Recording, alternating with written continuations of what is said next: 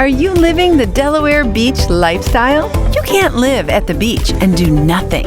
This up-and-coming year-round area has lots to offer.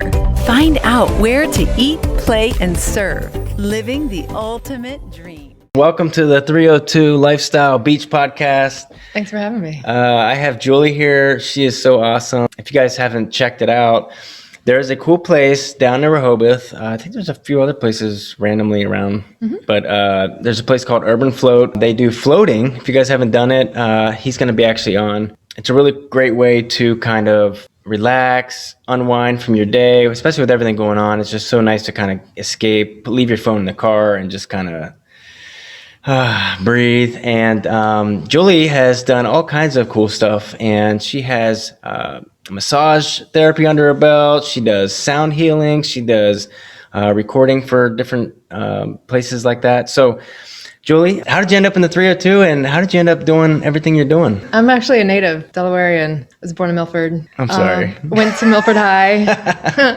and spent most of my adult life elsewhere. I lived in New York. I lived in Buenos Aires. I've lived in Seattle. I've lived in Hawaii. And I bet Hawaii was so great. That was amazing. Yeah. It changed my life. It changed me. It changed everything. But so after about 4 years in Hawaii, I just kind of got the nudge that I was like, all right, kid, like time to go back home and share what you've learned here. And so I came back home, and I've been here for, I think, I'm in my 4th year. I kind of lost track. So that's how I came back to Delaware. Yeah. And it's funny because I'm seeing it through new eyes, you know? Like I didn't appreciate Delaware when I grew up here. And now I see it through the eyes of everything that I learned living elsewhere. And it's really, we're quite lucky to live in this beautiful place. And they're really cool people here, too. Really awesome people. Yeah. You know, it's funny, though, they say that if you ever really like vacationing somewhere, don't move there. Because, like, usually when you move there, like, you end up not liking it. But I also found when you live somewhere and you go away and then come back, you're able to see it differently. So that's really cool that happened to you because, yeah. I'm from the mountains in Pennsylvania. So, like, growing up, I hated it. It's completely flat. Yeah. No mountains to speak of. Yeah. And so, but going back home, though, oh, my gosh, I just love it. The mountains and, different perspective. Okay, so you did some schooling. Yeah. So how did I get into bodywork and sound and all that stuff? I met this really cool woman. Her name is Yamina Zake. I met her stepdaughter at Omega Institute, actually, in Rhinebeck, New York, and I got invited over to dinner in the city. And I met Yamina, and I was just blown away by her because clearly, to me, like she was proof in person, you know, like living proof of her work and that it worked. And so what she was like, she's a body worker. Okay. She's her work is based in yoga, and she has developed her own form of body work. It's highly therapeutic, reorganizes people from the inside out. It's phenomenal work. And I got to, she took me in, I worked her front office, and then she trained me, and then I worked with her closely for 7 years.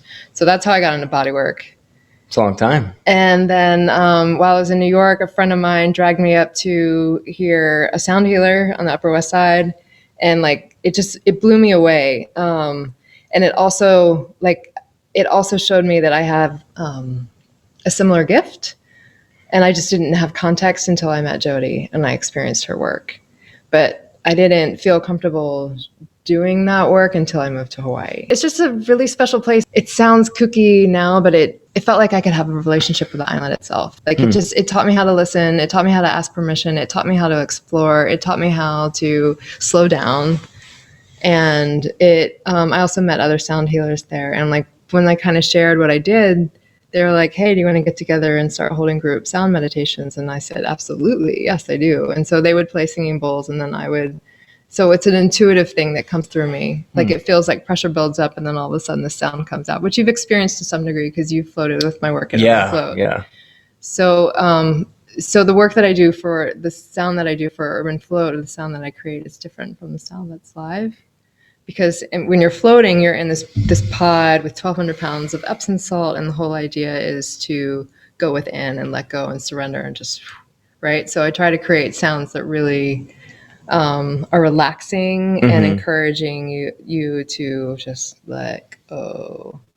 But in a sound healing, it's more dynamic. It's more like a feeling at the moment type of thing.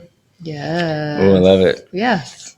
Well, and just to mention on all that too, so I grew up super like conventional and just very straightforward type of life.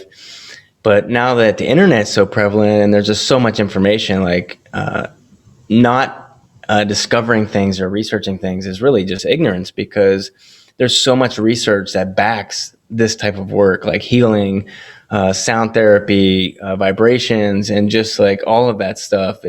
Our bodies are just made of vibrations, and so to connect into that is really powerful stuff. So, and the way that I like to do sound is to reveal the truth and like reveal the piece that's already present and always present. Cool. I've been diving into, not to side topic this, dive into Dr. Joe Dispenza's work. He's got like thousands and thousands of like proof and research and scientific studies and brain scans, like all this stuff. Like he dove into the scientific world of it, but it's all like that, the different, and there's different types too of types of healings and sound therapies. And it's really awesome that you've been able to discover that. It's a natural gift that I discovered when I was in college, and I didn't know what it was, and I thought it was weird, and I thought there was no way on earth that I was ever going to share that with anyone else. So this is something that I've resisted for a really long time. And then it was finally living in Hawaii where I accepted. And so now you're here in Delaware. So I'm here. Delaware? I cracked up so much in the Wayne's World when they said that. We were like, oh, so true. I mean, how many times have I met people that are like, oh yeah, I've driven through Delaware and it was the exact length of my song, like they cut the corner and it was just, they entered in, song started, and exited, and song. So funny. Song's over. What do you think the biggest difference for you is or what's your favorite thing about being in 302? With being in business and the people and stuff here? Well, I love that you have roots here. So it's fun to call on people, like, hey, it's Don Fisher's daughter, or like, So we get a lot of people moving here from different cities and stuff. And so what would you suggest, especially since you're from here, like what are some of your favorite things to do, places to go, places to kind of unwind even? I'm not giving you my secret spots. Okay, so favorite spots that I like. You want to know spots to eat and things like that, and like. Sure, yeah, that was my next question. Oh, it is. It's next. Reserve. Hold on to that. All right, so someone's coming here. They haven't lived here their whole lives, and they don't know where to go. Of course, you can Google stuff, but if you had to list like top 2 favorite places that you like to either hike, go to relax, just maybe not even secret places, just cool spots. I mean, the trail on Gordon's Ponds is an absolute gem. I keep hearing that one. I haven't been there yet. You haven't done that? No. It's just, it's really nice. It's nice to have that connection from Rehoboth into State Henlopen Park. And that's a real magical park too. In Cape Henlopen, all the way at the end, it's called Herring Point. And it's a beautiful beach. And like, I've gone down there and there've been dolphin right there and there's surfers there. And it's just like, the sand's really plush and the waves are nice. And to check it out. I like that spot a lot. And it's a beautiful place to watch the sunrise too. We got some of the best places to eat around here. I love it. Your favorite dinner place? I love Cafe Azafran in Rehoboth. It's understated, it's delicious, and it always hits the spot. Yeah, I'll check it out. Just ate at Our Harvest the other day. Oh my gosh, it's my favorite I've been wanting to try that. Oh, you never? No, I hit them, like I drove by the other day and I was like really hungry for lunch and they were only open. Anybody listening, Our Harvest, oh my heavens. And all these places, really good plus spots. Biggest mistakes that you've made in business? Oh, I've made them all. I'm continuing to make them. Or something that you've learned from? I mean, the biggest mistakes I've made are around money and charging for money and asking for what I am worth and communicating clearly with my clients. And so I've found that it's really helpful to work that out with someone else, not to try to handle it by yourself, but to work through, like have a business buddy, as it were, just to bounce ideas off and like a mentor type. Yeah, and like talk about what I actually do, and then find a price that feels good. Use that as a resource to find. That's been really helpful. That's something that pops up a lot with business owners that have been on the show, and I find that it's almost like a self thing where you feel like not that you feel like, and for us, more me personally, I it's not that I felt insecure, or that's not the right word, not worthy enough to charge that much, but it's almost like you want to please everybody, but then you don't realize like what it costs to like do all these different things, and you want to like serve more people, and which costs more money, you know, and all these different fees and taxes and all this stuff, and by the end of the day, you don't realize like you need to charge enough to be able to do the work that you're doing. Yeah, so it's and knowing your worth, like I know this works, and I know what we do is good and quality, and I need to charge enough to yeah. How do people get a hold of you? So it's Gifted Alchemy. giftedalchemy.com. There's a portal. You can send me an email through that. Perfect. That is the best way. All right. Sounds good. I'm really not like once we get into our inner circle, is it? Yeah. Go to the website. We'll put it down below. Yes. And all right, lightning round. Oh boy, here we go.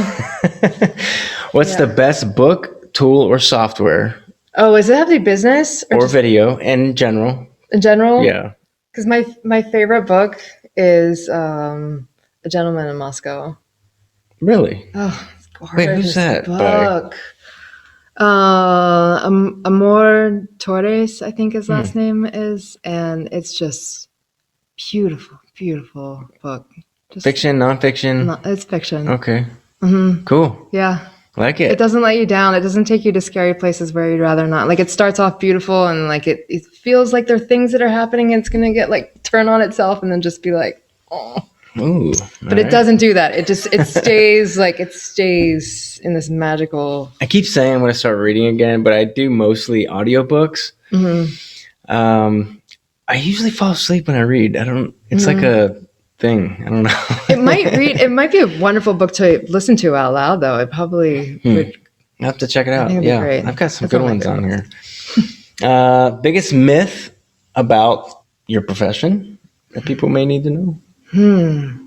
Biggest myth. Ooh. Or being in business in general? I think we're all just doing the best that we can. I think there's a need to be like this is the perception of needing to be perfect and have your stuff together. And I think that's something that stops me a lot. And I think, and like the advice that I keep getting is just continue despite not having it all together, not feeling like everything's perfect. Just persevere, continue.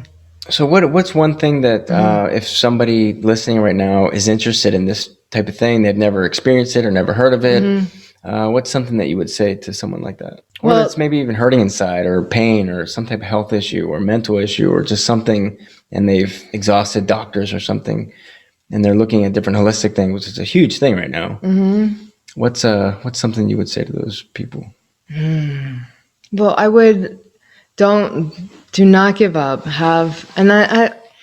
And I would say cultivate your relationship with something greater than yourself. I think that's the biggest piece, to feel like you have something bigger that has your back, and something that can guide you, and something that you can trust and rely on, and how that trusting relationship with that. When I cleaned out my relationship with something greater than me, my whole life changed.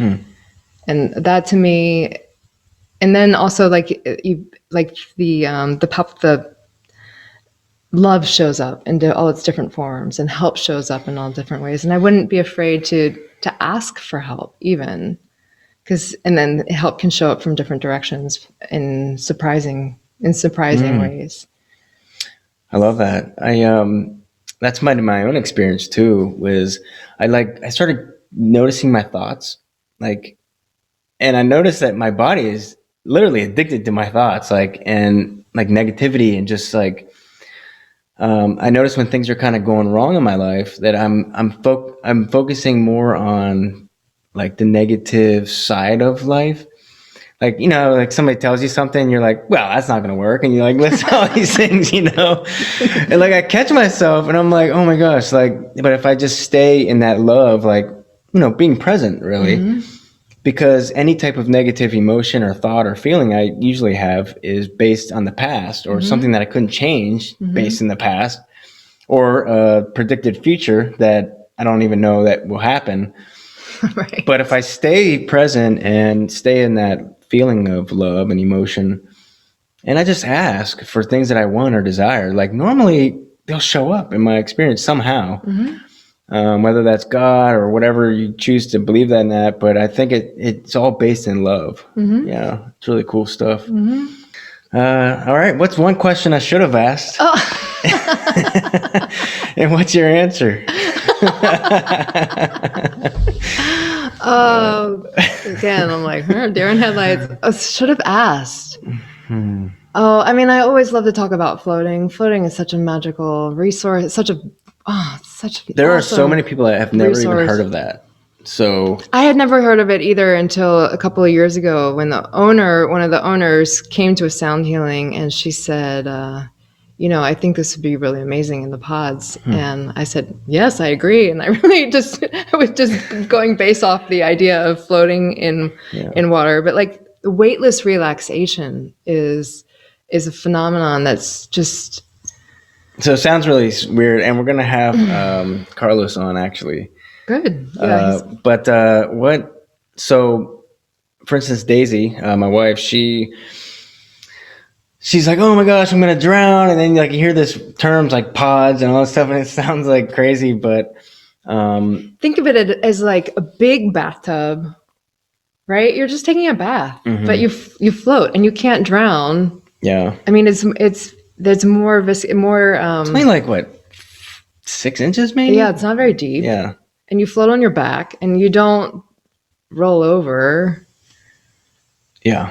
So yeah, it was so, I couldn't, I even tried to like put my hands down. And I couldn't, like they pop right back up. Yeah. Yeah, really cool. And they got like showers and it's super relaxing and very professional and clean. And so clean. But when you get in, like, and so all of your sound is in there.